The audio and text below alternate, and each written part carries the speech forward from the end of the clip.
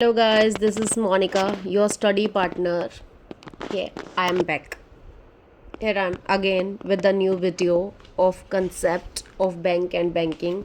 Earlier in the video we had discussed the introduction, history, evolution of banking in various centuries, that is 4th, 20th, 12th, 13th, 13th, 14th, 15th, 16th, 16th, 17th, 18th and 1857 to 1847.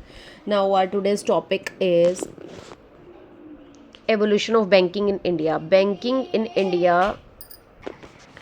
So let's start evolution of banking in India. Banking in India gain a momentum after the expansion in trade of and commerce. जैसे trade और commerce boost हुआ बड़ा, banking ने भी एक बहुत बड़ा area cover कर लिया. The story of Indian coinage itself a very vast and fascinating and also sheds light on the various aspects of life during different periods.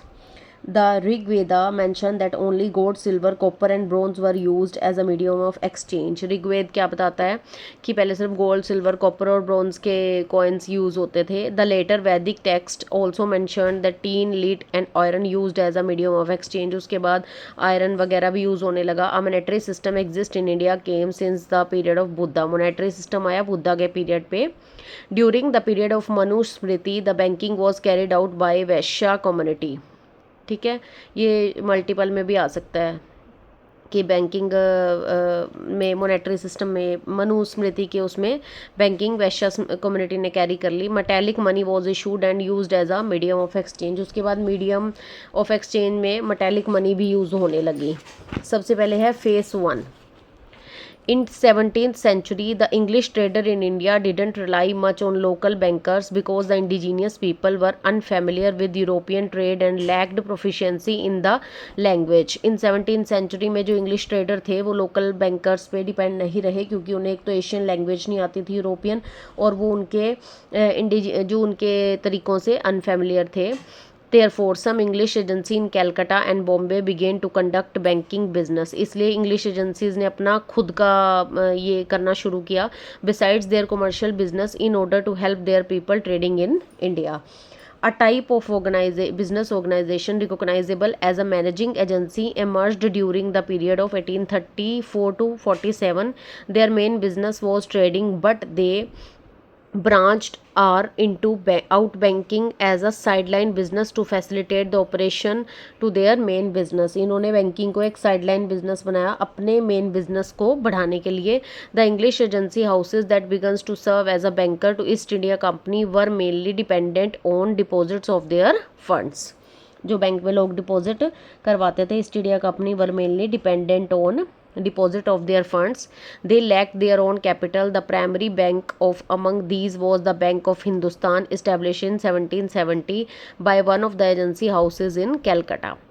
These banks started issuing paper money and established joint stock banks. Bank of Hindustan eventually stopped operating in 1832.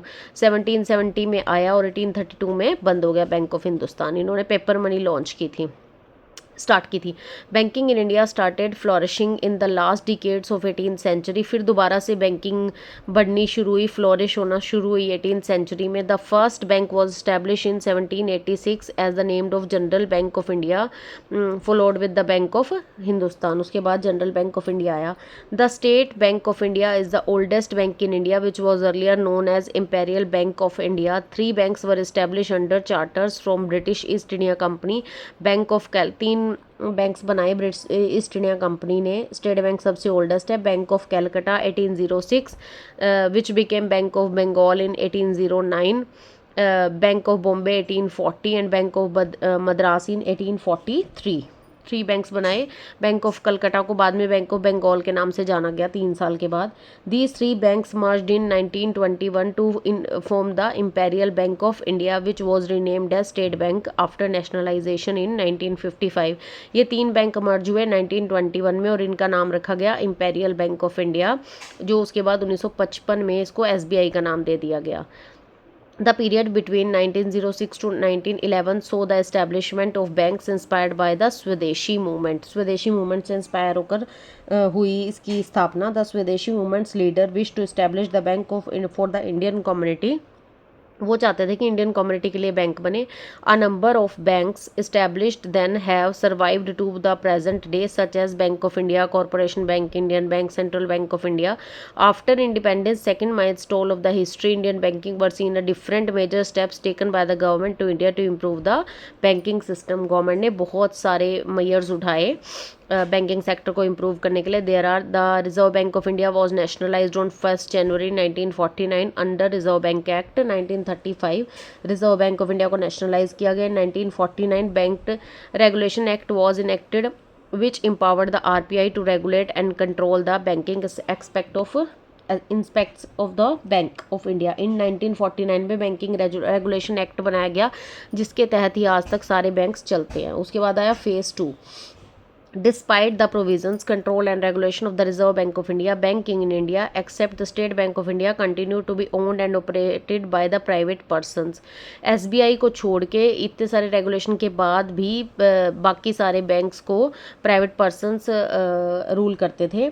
The government decided to nationalize the bank in order to improve the banking facility and gain public confidence। फिर government ने सोचा कि हम nationalise करते हैं public के confidence को gain करने के लिए। The Imperial Bank of India was nationalised in 1955 and renamed as State Bank of India with a motive to providing extensive banking facility on a large scale especially in rural and semi rural area। उसके बाद imperial bank को nationalise कर दिया गया और government के हाथों में भेज दिया गया। अब SBI को नेशनलाइज कर दिया गया 1955 में और उसे क्या बना दिया गया, इम्पेरियल बैंक को SBI बना दिया गया। अभी हम कर रहे हैं एवोल्यूशन कैसे आया बैंक। पहले क्या होता था कि बैंकिंग इन इंडिया इतना ज़्यादा एक्सपेंड हुई जब ट्रेड और कॉमर्स आया। उसके बाद ऋग्वेद कहता था कि only gold silver copper bronze use होते हैं। लेटर फिर आयरन वगैरह भी यूज़ होने लगे एक्सचेंज में, मोड ऑफ एक्सचेंज में। फिर उसके बाद जब वैश्या कम्युनिटी ने टेकन किया तो मेटेलिक मनी यूज़ होने लगी।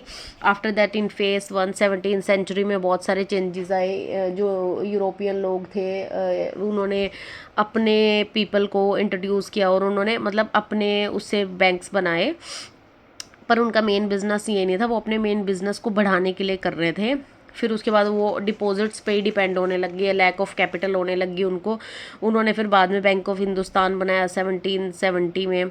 और उसके बाद जो वो पेपर मनी वगैरह भी इंट्रोड्यूस की इन्होंने। फिर 1832 में बैंक बंद हो गया। फिर 18th सेंचुरी में दोबारा से बैंकिंग सेक्टर फ्लोरिश हुआ।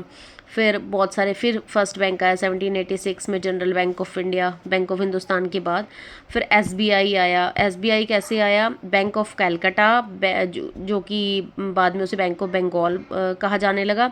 Bank of Bombay and Bank of Madras merge हुए 1921 में और इम्पेरियल बैंक उसका नाम रखा गया आफ्टर नेशनलाइजेशन इन 1955। उसके बाद जो पीरियड था 1906 से 1911 का, उसमें स्वदेशी मूवमेंट के अंडर बैंक्स काम करते थे कि हमें इंडिया को आगे बढ़ाना है।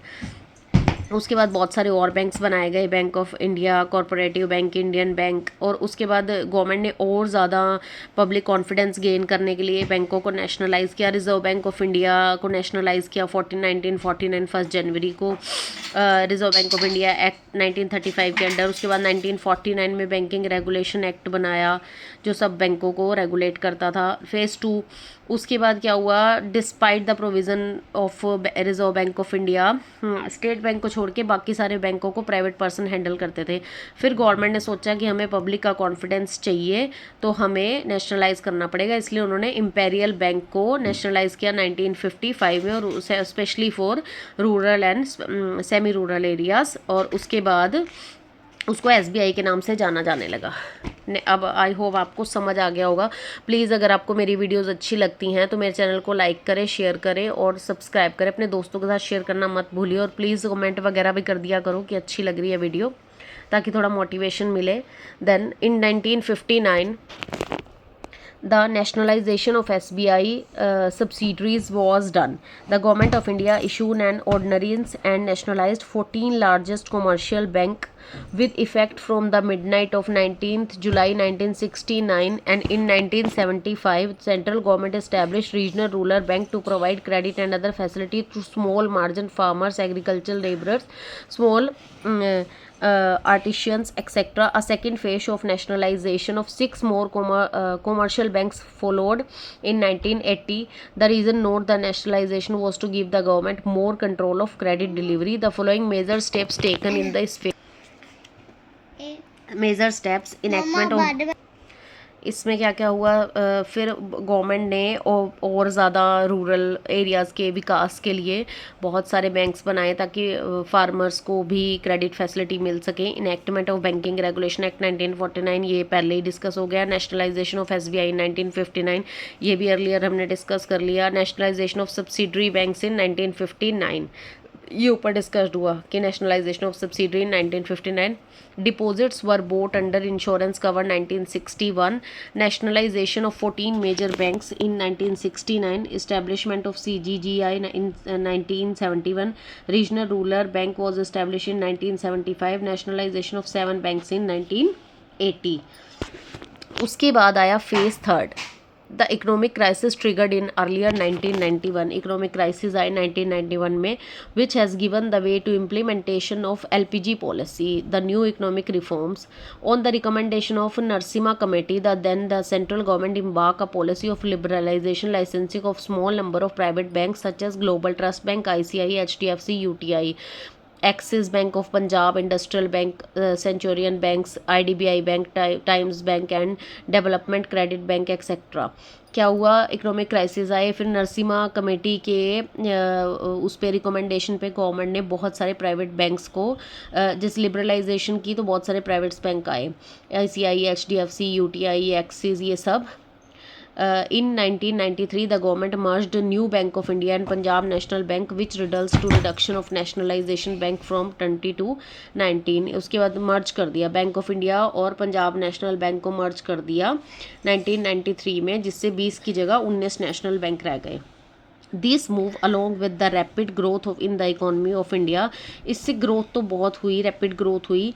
रीवाइटलाइजेशन and banking sector in India. After 1990 government introduce private sector bank in India by giving them licence to start their operation. 1990 के बाद गवर्नमेंट ने प्राइवेट सेक्टर्स को भी अपने बैंक ओपन करने की वो दी, एक लाइसेंस लेने के बाद. The next stage of the Indian banking has been set up with the proposed relaxation in the norms of foreign direct investment.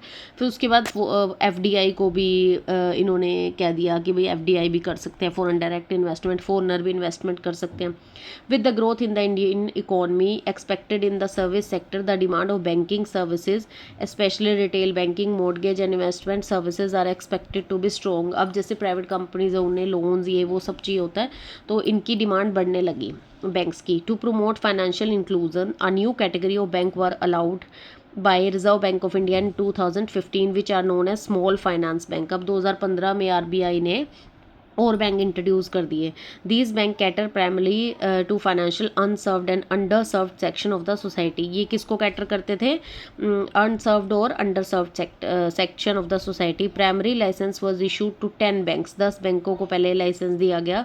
Subsequent year RBI has issued 2 subsequent licences of SFB, small finance bank. Now total of 12 small finance bank are working in India. कितने small finance bank काम कर रहे हैं, 12. Therefore major developments has been done in Indian banking sectors from time to aim in order to strengthen the Indian financial sector. I hope आप लोगों को समझ आ रहा होगा. फेज़ 1 में क्या क्या हुआ ये मैं आपको पहले ही बता चुकी हूँ, दोबारा क्या ही बताना है. फेज़ सेकंड, फिर फेज़ सेकंड में बताया कि इम्पेरियल को स्टेट बैंक ऑफ इंडिया बनाया गया. फेज़ सेकंड में ही 1959 में सब्सिडरीज़ को भी नेशनलाइज किया गया और बहुत सारे मेजर्स उठाए गए. फेज़ 3 में प्राइवेट बैंक्स को इंट्रोड्यूस किया गया mainly to promote the Indian growth. जब क्राइसिस आए उसके बाद आई होप आप लोगों को मेरी वीडियो समझ आ रही होगी, मेरा समझाने का तरीका अच्छा लग रहा होगा. अब हम थोड़ा सा कर लेते हैं डेफिनेशन ऑफ बैंक. किसी भी आप राइटर उसकी डेफिनेशन कर सकते हैं. जैसे कि हम एक कर लेते हैं अभी, फिर नेक्स्ट वीडियो में करेंगे.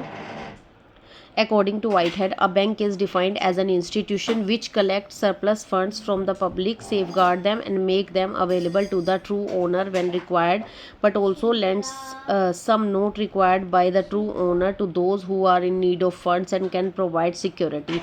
Whitehead क्या कहता है, एक बैंक एक ऐसा इंस्टीट्यूशन है जो सरप्लस फंड को, जिनके पास ज़्यादा पैसा, उनके फंड को कलेक्ट करके पब्लिक के उनको सेफ गार्ड करता है और उन्हें तब अवेलेबल कराता है जब उनको ज़रूरत होती है, और जब तक उन्हें ज़रूरत नहीं होती, जिस बंदे को, जिनको तो ज़रूरत होती है, जो who are in the need of funds, उनको प्रोवाइड करता है इंटरेस्ट लेके। इंटरेस्ट भी आना चाहिए इसमें कि इंटरेस्ट के बाद ही प्रोवाइड करता है, फ्री में बैंक कुछ नहीं करता है। सो आई होप आपको मेरी वीडियो पसंद आई है। अगर आपको मेरी वीडियो पसंद आई, आप चाहते हो कि मैं और वीडियो बनाऊँ, तो आप मेरे चैनल को लाइक करें, शेयर, अपने दोस्तों के साथ शेयर करें और सब्सक्राइब करना बिल्कुल मत भूलें। आज मैंने आपको करवाया है evolution of banking in India in phase 1, phase 2 and phase 3 and after that one definition according to Whitehead। I hope आपको समझ आ रहा है। अगर कुछ नहीं समझ आया तो प्लीज़ मुझे मैसेज करके बताइए। I am also available on message. आप मुझे यूट्यूब के थ्रू मैसेज कर सकते हैं। आपको कोई भी क्वेरी हो, आप मुझे क्वेश्चंस पूछ सकते हैं, मैं आपको आंसर दूंगी। Thank you so much. आपका स्टडी के लिए मैं हमेशा आपको गाइड करती रहूँगी। सो मेरी वीडियो को लाइक करें, शेयर करें और सब्सक्राइब करें। Thank you so much.